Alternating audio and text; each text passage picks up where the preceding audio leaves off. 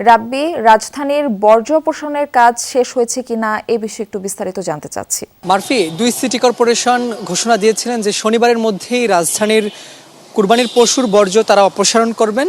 যদিও মাঠের বাস্তবতা হলো এখনো পর্যন্ত বিভিন্ন জায়গায় কুরবানির বর্জ্য পড়ে আছে। আমরা সকাল থেকে দক্ষিণ সিটি কর্পোরেশনের বিভিন্ন ওয়ার্ডে ঘুরেছি, বিভিন্ন অলিগলিতে গিয়েছি, সেখানেও দেখেছি যে বর্জ্য পড়ে আছে, পরিচ্ছন্নতার কার্যক্রম এখনও চলমান রয়েছে। আমি হাতিরপুরে আছি, পাশেই ধানমন্ডি থেকে কিছুক্ষণ আগে আসলাম, সেখানেও বর্জ্য অপসারণের কার্যক্রম আমরা দেখলাম।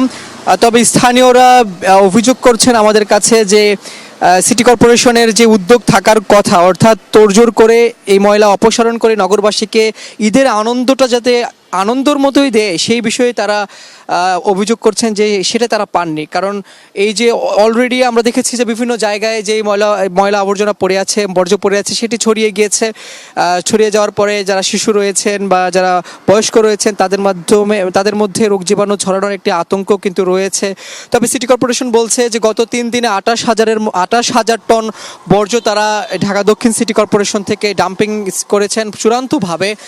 সেই কার্যক্রম এখনও চলমান রয়েছে। আমরা বিভিন্ন জায়গায় ঘুরে যে বর্জ্য অপসারণের কার্যক্রম সেটি দেখছি। সিটি কর্পোরেশনে যারা পরিচ্ছন্ন কর্মী রয়েছেন তারাও সেখানে অপসারণের কার্যক্রম এখনও চলমান রয়েছে, আমরা বিভিন্ন জায়গায় দেখেছি। তবে গুরুত্বপূর্ণ জায়গায়, যেই জায়গাগুলোতে হাট বসেছিল রাজধানীর, সেই জায়গায় আশেপাশে অনেকে কুরবানি দিয়েছেন। হাটের ময়লার সাথে কুরবানির যে বর্জ্য রয়েছে সেটিও একসঙ্গে হওয়ায় নানা ধরনের সমস্যার সম্মুখীন হচ্ছে নগরবাসী। রাব্বি, আপনাকে ধন্যবাদ জানাচ্ছি আমাদের সঙ্গে যুক্ত থাকার জন্য।